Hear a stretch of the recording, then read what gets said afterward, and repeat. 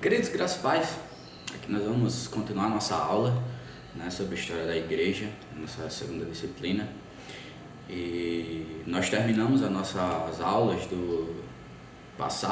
a nossa aula passada, nós falamos um pouco sobre o que é a reforma, sobre as coisas que motivaram o acontecimento da reforma, e não só motivaram, mas também facilitaram para que acontecesse, como as mudanças sociais, econômicas, intelectuais, como a mudança no campo político também, que de certa forma se tornou favorável pelo fato de, até mesmo dos pré-reformadores terem iniciado um movimento de insatisfação contra o catolicismo romano. Então, nós começamos a ver essa reforma começando a acontecer, inicialmente dentro para fora da igreja, e depois nós começamos a ver a reforma começando a tomar um corpo, um corpo que literalmente é visto e percebido pela população, e alguns são movidos até mesmo querendo uma liberdade e apoiam essa reforma. Então nós começamos pensando que a reforma ela é e sempre foi um movimento religioso local, certo? Então nós pensamos em Martinho Lutero, nós temos que pensar em uma reforma local, certo? Martinho Lutero não foi um reformador que saiu andando em toda a Europa para poder reformar todos os lugares, não. Nós temos uma reforma concentrada em um só local, E cada reformador, como Zwinglio, como João Calvino, como o próprio Lutero, eles atingem partes diferentes da Europa, entende? E isso acontece, e por causa desse movimento, melhor dizendo, nós vamos vendo a igreja começando a ter um movimento de reforma cada vez mais abrangentes. Mas não significa que a reforma de Lutero foi a mesma reforma de Calvino, foi a mesma reforma de Zwinglio.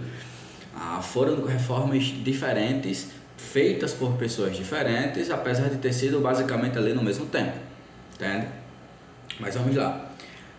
Nós pensamos em Lutero, certo? Em 1501, aos 18 anos, Lutero foi enviado por seu pai para a Universidade de Erfurt, onde cursaria advocacia.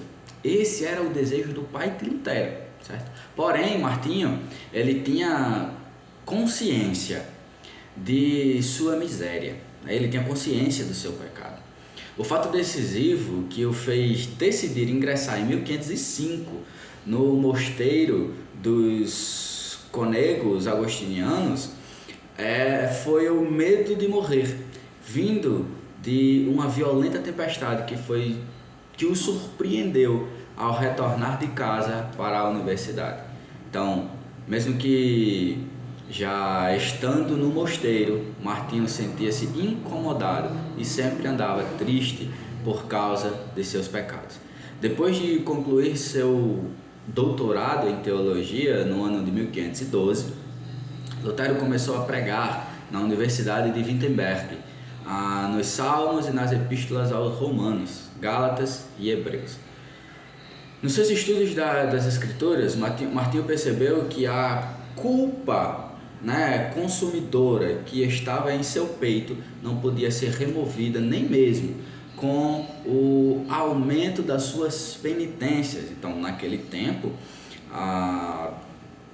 era comum as pessoas cometerem autoflagelo, em prol de quererem. Eu penso até que seja um pensamento um tanto gnóstico que a igreja aderiu para si. Eles aderiram que se eles se autoflagelassem, eles pagariam por estarem ferindo o pecado, a carne, literalmente. Eles estariam uma forma de perdão, de pedir perdão e de redimir-se da sua culpa, Então Martinho Lutero tinha esse hábito de literalmente se autoflagelar. Ele também aprendeu que o Deus tão temido por ele não era o mesmo revelado por Cristo. Martinho Lutero ele tinha uma visão, aversão a Deus. Não é que ele o respeitasse ou o temesse de forma bíblica, mas é que ele tinha, é porque ele odiava Deus, entende? Ele odiava Deus. Então isso fazia com que ele morresse de medo, podemos dizer assim, que Deus o castigasse por causa dos seus pecados, por causa de quem ele era, né? Martinho, em suas palavras, disse: noite e dia eu ponderei até que vi a conexão entre a justiça de Deus e a informação de que o justo viverá pela fé. Então eu compreendi que a justiça de Deus era aquela pela qual, pela graça e pura misericórdia, Deus nos justifica através da fé. Com base nisso, eu senti estar renascido e ter passado através de portas abertas para dentro do paraíso. Toda a Escritura teve um novo significado. E se antes a justiça me enchia de ódio, agora ela se tornou para mim inexprimivelmente doce em um maior amor. Esta passagem de Paulo se tornou para mim um portão para os céus. Depois disso, ele abandonou a ideia medieval de que o homem se faz justo por suas próprias forças. Isso era um pensamento comum da Idade Média, né? Era um pensamento comum da igreja da Idade Média. Então, abraçando as Escrituras e o ensino que Deus faz de que pecadores, pessoas justas, literalmente, que ele abraçou a ideia de que Deus é quem faz, não o homem, mas Deus é quem faz o pecador se tornar a pessoa justa, a pessoa que nasce de novo, recebe uma nova vida, se torna uma pessoa justa em Cristo Jesus. E isso com base na obediência em Cristo, recebida somente por fé. Como também que a justificação pela graça por meio da fé é o que define se a igreja se mantém ou cai. Ao mesmo tempo, isso aqui ele tá nos trazendo a ideia de que não, a própria igreja, quem sustenta é Deus, pela graça de Deus, entende? Pela misericórdia de Deus, é o Senhor que sustenta, não é a força do homem, não é a força do Papa, não é a força dos líderes, mas é a graça de Deus. Então, com base nessa justificação pela graça, por meio da fé, é o que define se a igreja se mantém ou cai. Basicamente isso, e é exatamente isso, no caso, o que Martinho Lutero passa a ver e a crer. Ao mesmo tempo, o monge dominicano John Tetzel, representante do Papa Leão X, vendia indulgências na Alemanha. Lutero considerava essa prática uma perversão do Evangelho. Segundo se conta, em 31 de outubro de 1517, Martinho Lutero afixava na porta da igreja do castelo em Wittenberg o debate para esclarecimento do valor das indulgências. Nós o conhecemos como as 95 teses. E esse foi o marco que iniciou a Reforma Protestante.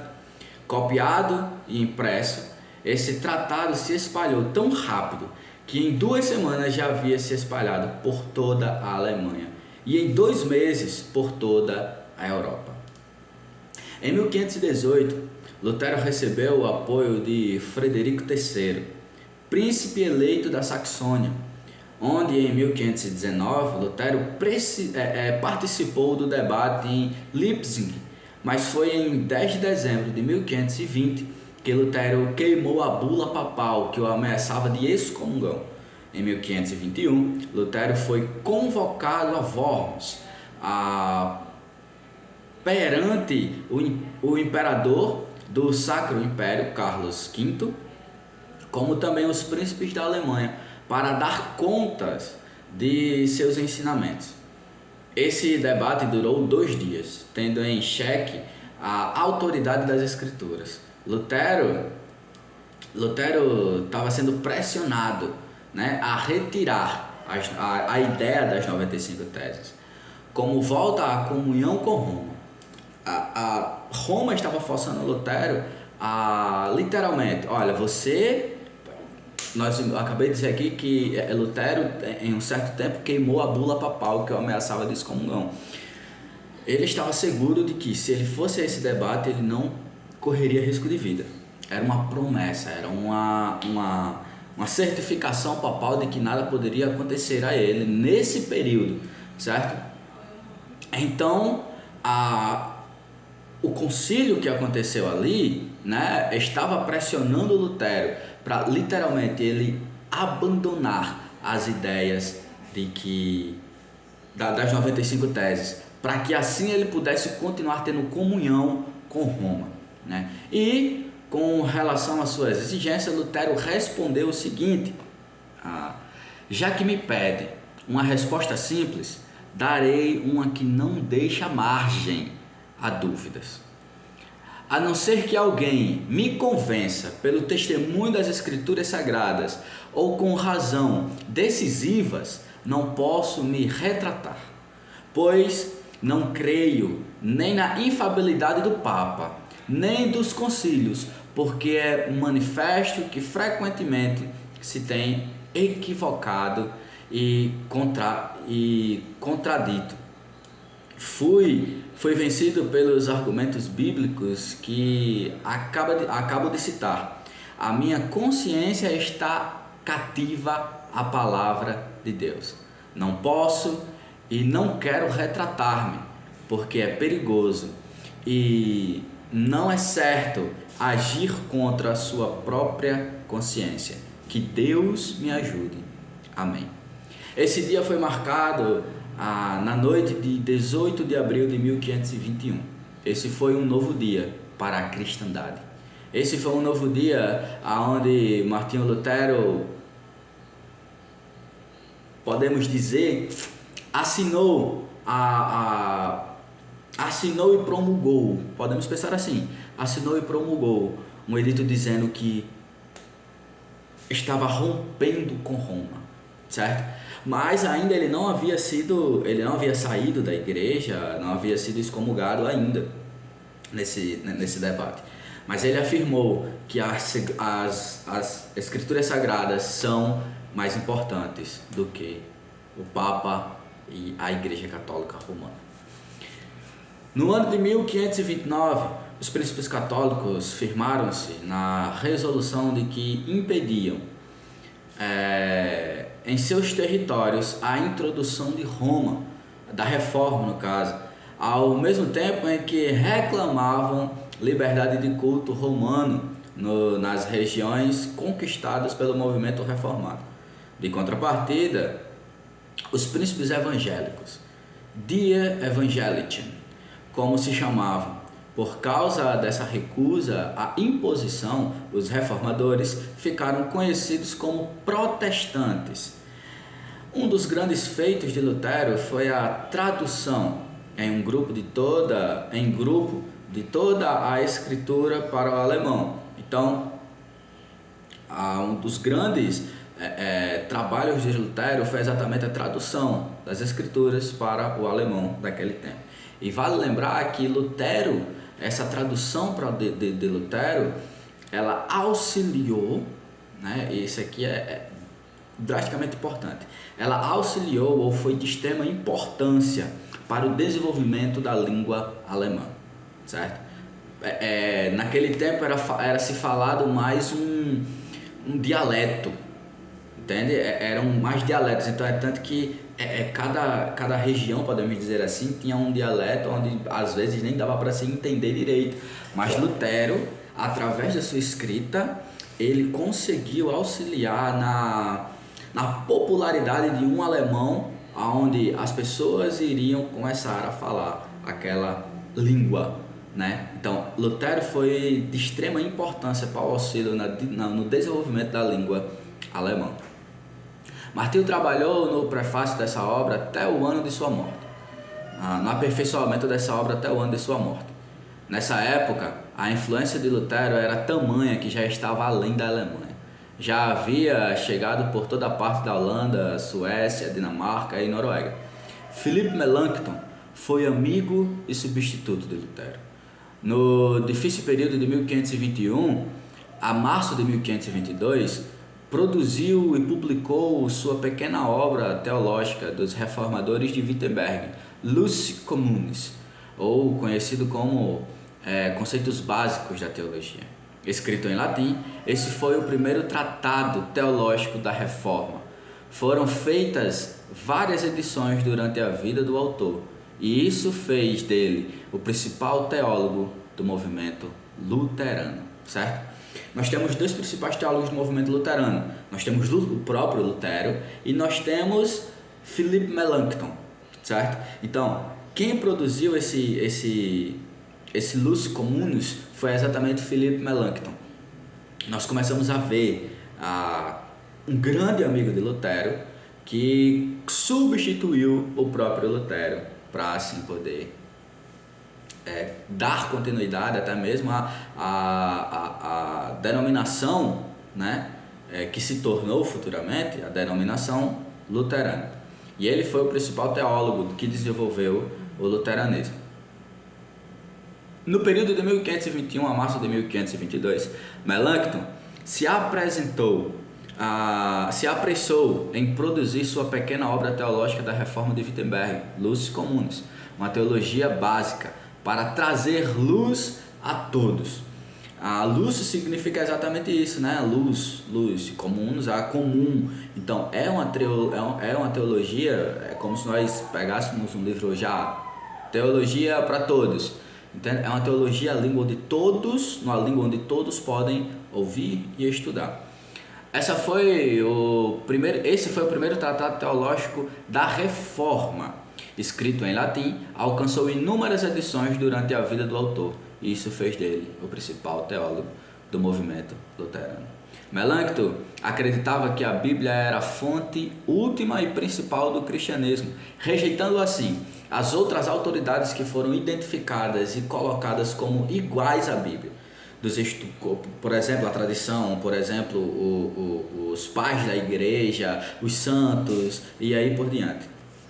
Dos estudos do livro de Romanos, Melanchthon discutiu em seu livro os principais tópicos comuns da ciência teológica, de forma tão metódica que encorajou ao povo pelas escrituras. Então, ele foi tão claro na sua teologia básica que através desse livro, ele conseguiu encorajar as pessoas a permanecerem nas escrituras. Para Melanchthon, o homem era incapaz e limitado pelo pecado, incapaz de ajudar a si mesmo, né? Deus é quem começa a obra de salvação, onde o indivíduo recebe pela fé em Cristo Jesus. Lutero era mais ousado e violento em sua forma de apresentação, de lidar com as situações. Mas ainda assim, ele aprovou o livro de Melanchthon, mesmo que a forma de Melanchthon, fosse um pouco mais pacífica e gentil. Lutero aprovou esse livro como a expressão plena de suas ideias, taxando como um livro imortal, como um pensamento imortal que perduraria sempre. E nós temos reflexos disso até hoje. No caso, a Igreja Luterana tem como seus principais teólogos, tanto Lutero como Melanchthon. Foi Melanchthon que fundou o sistema escolar da Alemanha. Responsável pela Confissão de Augsburg, foi o erudito, mas também companheiro, amigo de Lutero por mais de 30 anos. Então, olha só que fato chave e de extrema importância para nós entendermos o quanto o protestantismo ele transformou a história. Martinho Lutero ele foi responsável em ajudar no desenvolvimento da língua alemã, certo? Porque naquele tempo eram vários dialetos. E Melanchthon foi responsável em criar o sistema de ensino escolar da Alemanha. Entende? Então, isso é de extrema importância. Por quê? Porque, quer queira ou não, em todos os países, em todos os locais onde o protestantismo está, onde a igreja está, melhor dizendo, nós percebemos que existe um desenvolvimento cada vez melhor, entende? Por quê? Porque são pessoas que estão preocupadas em sanar as dores da pessoa. Lógico, primeiro e fundamentalmente, a dor da alma, a ferida da alma, que é alcançada, a cura é alcançada por meio de Cristo Jesus, né? Que é a salvação, que é a regeneração, é o nascer de novo. Mas também está focada em ser uma igreja relevante na sua comunidade. E como é que nós alcançamos essa relevância? Trazendo soluções para as dores sociais. Entende? E é exatamente isso que Lutero fez e que Melanchthon fez nesse tempo. Sem dúvidas, Lutero foi um herói nacional. Porém, enquanto esteve em Wartburg, Nicolau Strauss e Mark Stamberg, os profetas de Zwickau, pregavam em Wittenberg ideias similares aos dos anabatistas. Mesmo correndo risco de vida, Lutero voltou a Wittenberg em 1522 e passou 8 dias pregando sermões pontuais que enfatizava a Bíblia como fonte e autoridade e uma mudança progressiva, gradual na igreja. Como assim? Por que essa luta entre Lutero e os anabatistas nesse tempo? Exatamente por causa que Lutero ainda seguia alguns aspectos litúrgicos, alguns costumes da Igreja Católica Romana. Mas por que ele fazia isso? Porque ele entendia que a igreja ela não está completamente, basicamente isso, a igreja não está completamente corrompida, não é completamente ruim, entende? Então nós podemos pegar a teologia, ou nós podemos pegar a liturgia, colocar uma teologia saudável e então podemos literalmente ter uma igreja com a liturgia que nós já temos costume, mas teologicamente saudável. Essa era a ideia de Martinho Lutero. Mudou em alguns aspectos, mudou. Houve uma transformação de fato de dentro para fora. Tanto que o pensamento de Martinho Lutero não era fundar uma nova igreja, uma nova religião, mas o pensamento de Martinho Lutero era reformar a própria Igreja Católica Romana. Entende? Para que eles voltassem, eles retornassem ao que diz respeito à igreja do Novo Testamento. Era exatamente isso. Mas os anabatistas, eles eram um movimento radical, onde eles queriam um rompimento completo. Não, se nós somos uma nova igreja, então nós temos que fazer absolutamente tudo diferente. É absolutamente tudo diferente.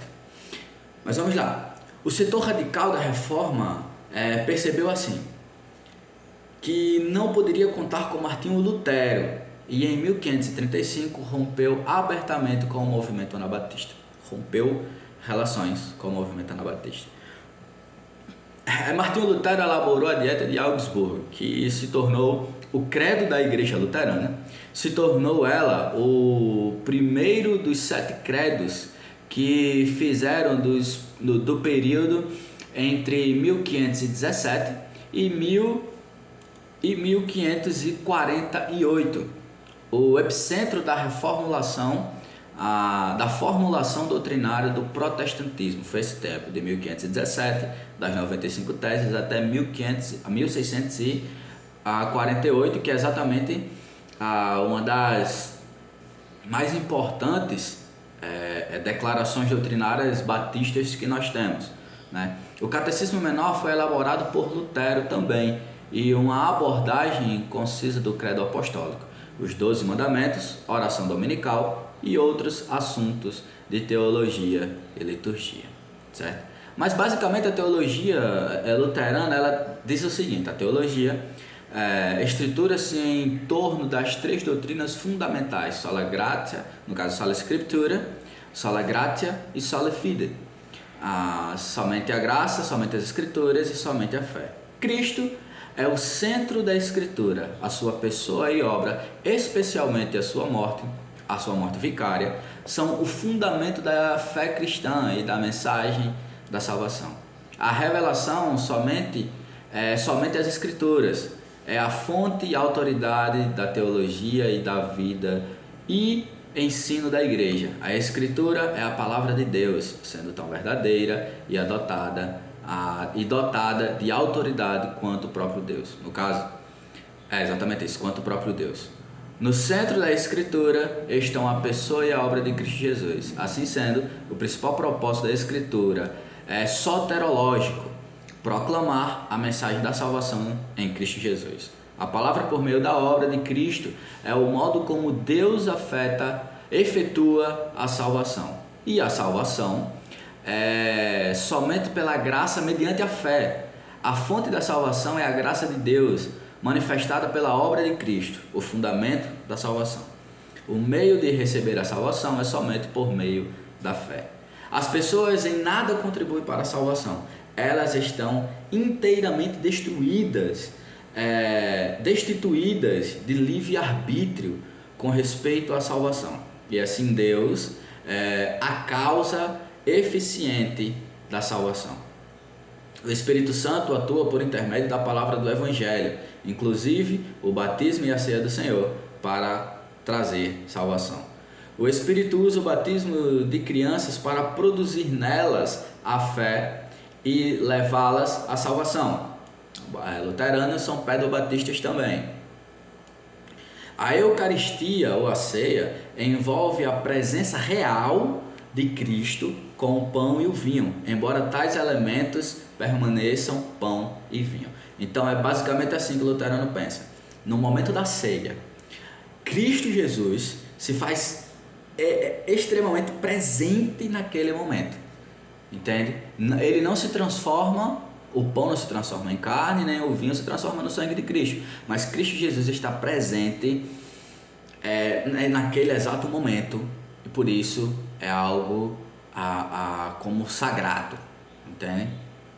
A teologia da cruz deve ser a marca da verdadeira teologia.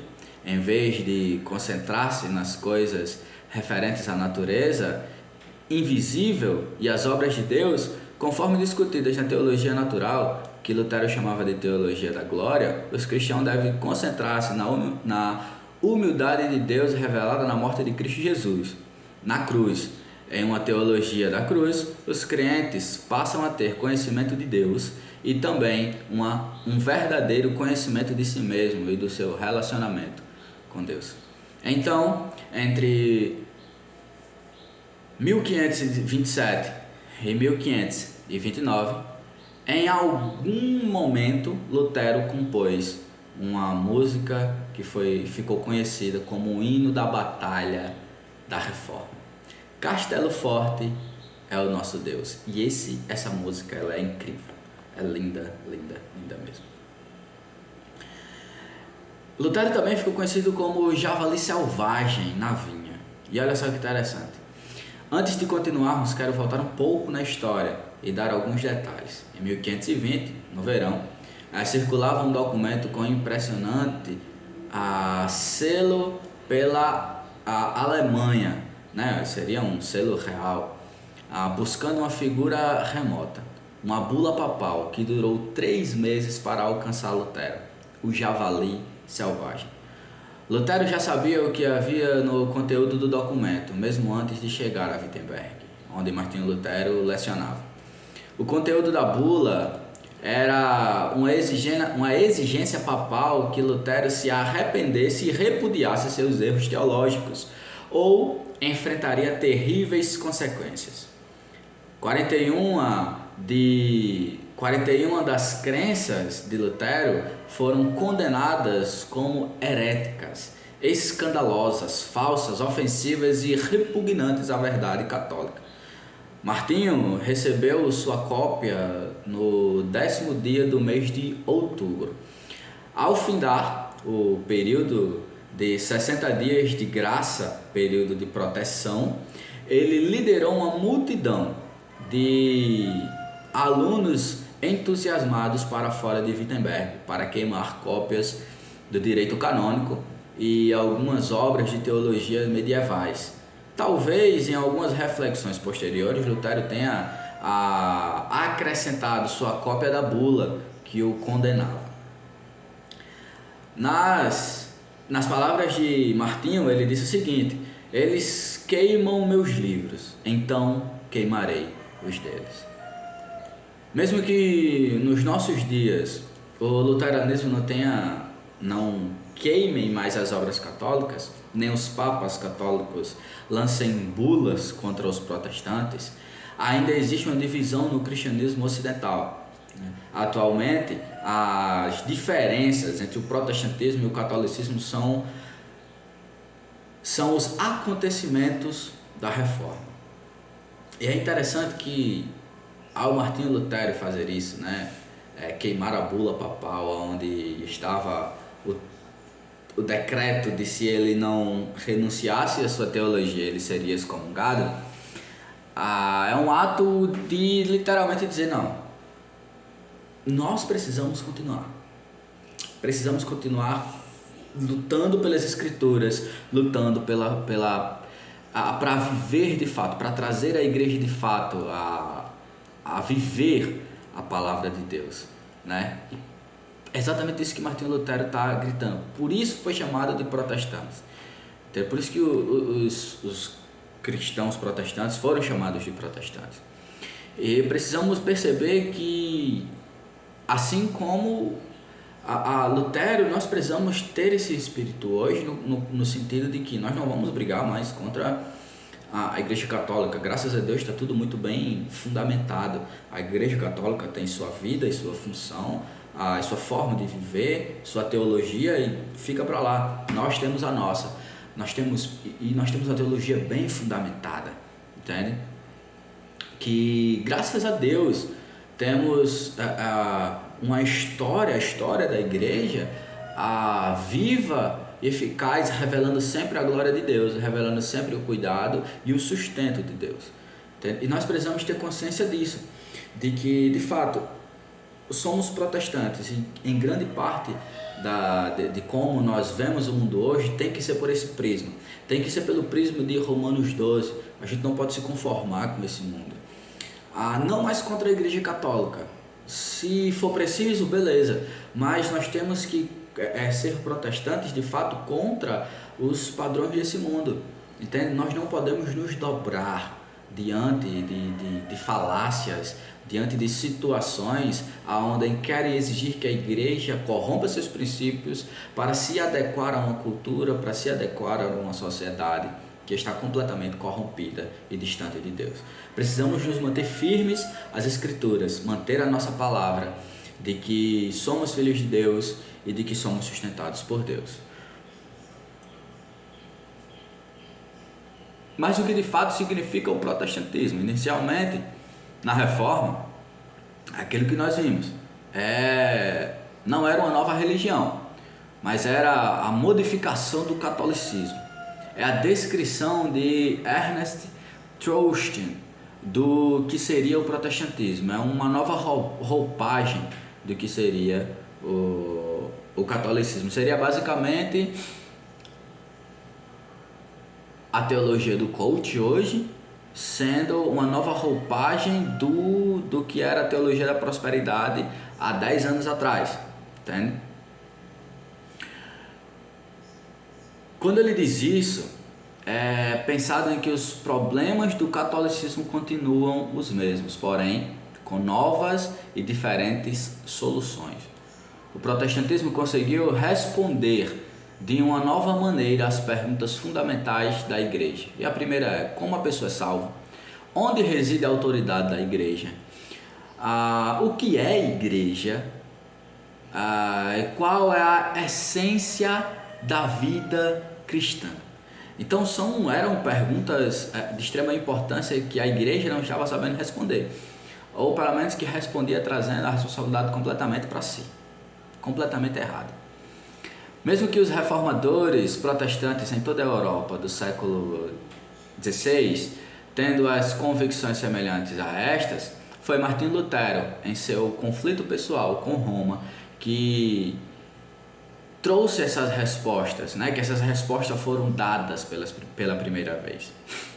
Já vimos que Lutero ia se tornar advogado, até se depara com uma tempestade no povoado, de Stortingen.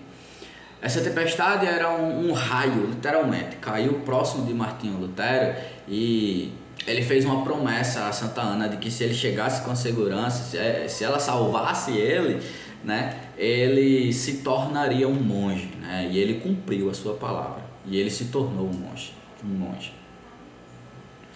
Então ele ficou fascinado pelas escrituras, pela palavra. Quando nomeado para lecionar o curso de estudo bíblico na recém-estabelecida Universidade de Wittenberg, o texto que lhe saltou os olhos foi o que diz: meu Deus, por que me abandonaste? Ele se perguntou: como pode o Senhor ser abandonado? Cristo abandonado? Lutero se sentiu sozinho, mas era um pecador, Cristo não. Mas foi em 1515, quando na Epístola aos Romanos, Martinho se deparou com as palavras: porque no Evangelho é revelado a justiça de Deus, uma justiça que do princípio ao fim é pela fé. Como está escrito, o justo viverá pela fé. Romanos 1:17. Nesse momento, Lutero via com clareza que o homem era salvo apenas pela fé no mérito do sacrifício de Cristo, a cruz. E só a cruz pode remover o pecado do homem e salvá-lo. Foi esse caminho trilhado por Lutero, para construir a doutrina da justificação pela fé. Como também percebeu que era conflitante com a doutrina católica romana da salvação pelas obras. Mais tarde, Martinho vai escrever um hino que descreve sua jornada, desde a ansiedade até a convicção. Essa música diz assim: na masmorra do diabo, acorrentado eu estava, a angústia da morte me tomou, meu pecado noite e dia me devorava, no qual minha mão me gerou. Apega-te a mim. Então o filho falou: a partir de agora tu haverás de conseguir, minha própria vida por ti dou, a por ti enfrento riscos por vir, pois tu és meu e eu sou teu, e teu viver é um com o meu, o velho inimigo não nos pode destruir. Essas aplicações das descobertas de Lutero foram enormes. Pense, se a salvação vem somente pela fé em Cristo, a intercessão sacerdotal é supérflua. Bem sabemos que a fé é formada e alimentada pela palavra de Deus, tanto escrita quanto falada. Por isso, não se precisa de monges, missas nem intercessões dos santos. Dessa forma, a mediação da Igreja de Roma recolhe-se à sua insignificância. E nós temos essas respostas de Lutero trazendo e mostrando ao povo alemão que literalmente eles não precisam da igreja para poder escutarem Deus, para poderem falarem com Deus. Eles não precisam que o Papa ou o Padre perdoem os pecados deles no momento de confissão, por causa que Deus já faz isso se eles confessarem os seus pecados diante do Senhor. Então, o que temos nessa reforma protestante não é simplesmente Martinho Lutero rompendo com a igreja, mas é fazendo com que o próprio povo entenda o evangelho que é vivido pela graça, pela fé no Filho de Deus, no seu Filho. É isso que a reforma protestante nos traz. É isso que a reforma protestante da pessoa de Lutero nos traz. Nos revela de forma mais nítida, de forma mais limpa, de forma mais clara. Então o que temos é uma reforma protestante que nos leva em direção à glória de Deus, que nos leva em direção à vida pela fé no Filho de Deus, respondendo não somente as respostas, as perguntas no caso, de que como é a salvação, de como é a vida, de qual é a essência, não, mas respondendo perguntas que todo o povo tinha, de que a corrupção da igreja não era uma consequência de Deus, mas uma consequência do pecado humano, e que precisavam viver uma reforma, viver algo novo, precisavam nascer de novo para que pudessem viver para a glória de Deus.